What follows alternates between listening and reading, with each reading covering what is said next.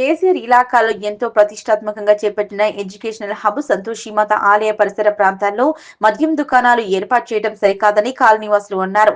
సిద్దిపేట జిల్లా గజ్వేల్ పట్టణంలోని Sangapur road educational hub కి పోయే స్థలంలో సంతోషిమాత ఆలయ పరిసర ప్రాంతంలో మద్యం దుకాణం ఏర్పాటు చేస్తున్న విషయం తెలుసుకున్న కాలనీవాసులు సంతోషిమాత ఆలయ పరిషత్ వారు ఈ పరిసర ప్రాంతాల్లో మద్యం దుకాణం ఏర్పాటు చేయవద్దని ఎక్సైజ్ అధికారులకు, మున్సిపల్ అధికారులకు వినతి పత్రం అందజేశారు.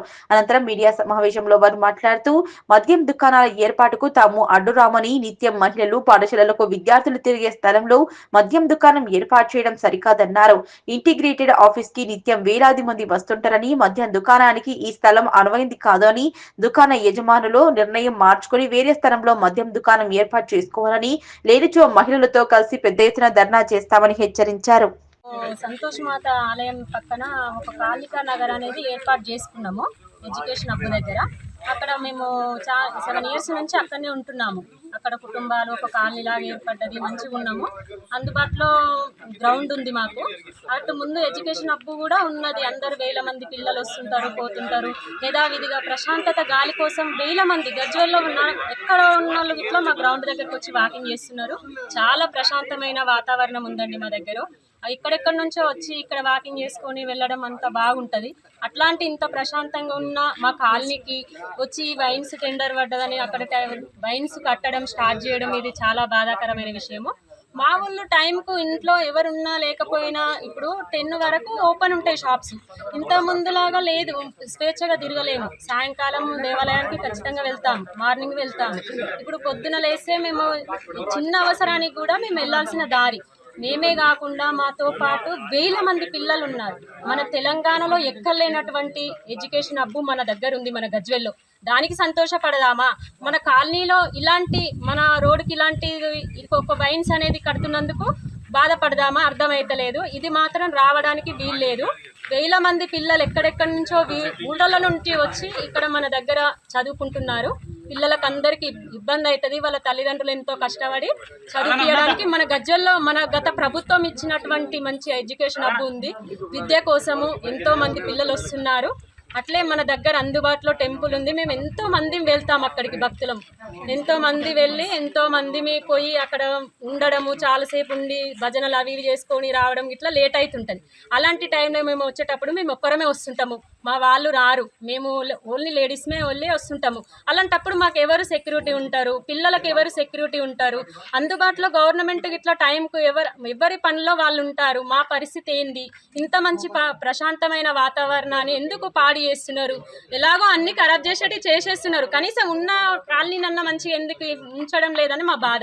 ఖచ్చితంగా ఇటు సైడ్ ఉండాలి. ఇది పెట్టడానికి అసలు వీలు లేదండి. మాకు అందుబాటులో ప్రశాంతమైన వాతావరణం ఉంది కాబట్టి పెట్టడానికి అసలు ఒప్పుకోము మేము. అందుకే మా అయ్యవారికి ఇట్లా చెప్పాము, అమ్మకు కూడా చెప్పాము, సపోర్ట్ చేస్తున్నారు. ఈ వైన్స్ పెట్టడానికి ఇక్కడ ఒప్పుకోము మేము. అసలు దీనికి ఎంత దూరం అయినా వెళ్ళడానికి సిద్ధంగా ఉన్నాము. పెట్టడానికి మాత్రం వీలు లేదండి. మీరు మీడియా వాళ్ళకి ఇట్లా అందరూ సపోర్ట్ చేయండి, మమ్మల్ని ముందుకు తీసుకెళ్ళండి. నమస్తే.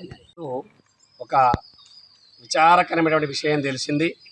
మన గజ్వేల్ నుండి సంగాపూర్ రోడ్డు వెళ్ళేటువంటి దారిలో సంతోషిమాత సత్యనారాయణ స్వామి సహిత ప్రసన్నాంజనేయ స్వామి ఆలయంకు దక్షిణ భాగంలో ఐఓసి ఇంటిగ్రేటెడ్ ఆఫీస్ కాంప్లెక్స్కు పశ్చిమ దిశలో అక్కడ విద్యాసౌధం, బాలికల విద్యాసౌధం ఎడ్యుకేషన్ హబ్కు సమీపంలో ప్రస్తుతం ఉన్నటువంటి టీ హబ్బులకు మధ్యలో ఒక మద్యపాన దుకాణం ఏర్పరుస్తున్నారనే విషయం తెలిసింది.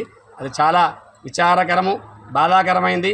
ఎందుకంటే సాయంకాలం 4 గంటల నుండి సాయంత్రం 7 గంటల వరకు బాలికల విద్యాసౌధంలో, అలాగే అక్కడటువంటి పాఠశాల విద్యార్థినులు అందరూ కూడా కాలినడకన అక్కడి నుండి గజ్వేల్ బస్టాండ్కు వారి ఇళ్లకు చేరుకుంటూ ఉంటారు.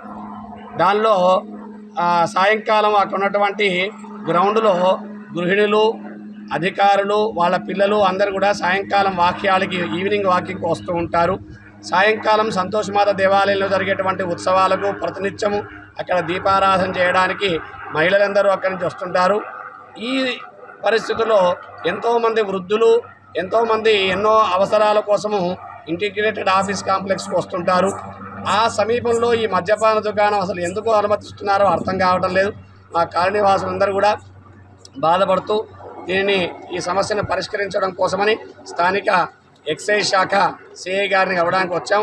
అక్కడ సిఐ గారు అందుబాటులో లేరు, వారు ఏదో మీటింగ్లో ఉన్నట్టుగా తెలిసింది.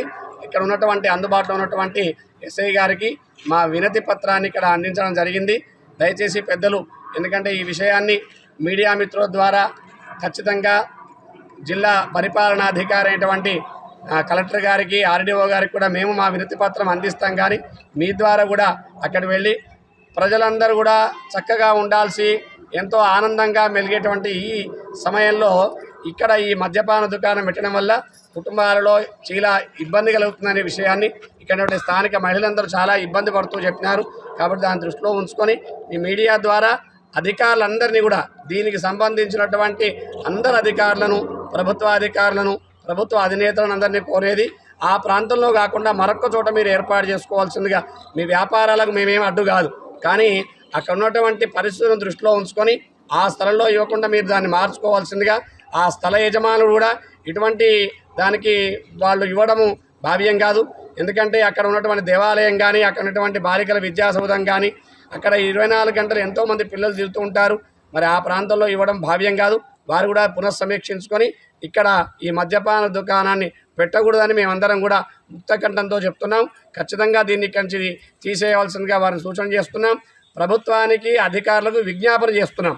ఒకవేళ కనుక మీరు దాని మీద ఏమాత్రం దృష్టి సారించకపోతే ఈ విషయాన్ని తీవ్రతరం చేసి భవిష్యత్తులో మీరు, మేము అందరం ఇబ్బందులు ఎదురవుతాం. కాబట్టి దాన్ని దృష్టిలో ఉంచుకోవాల్సిందిగా అందరికీ విజ్ఞాపన.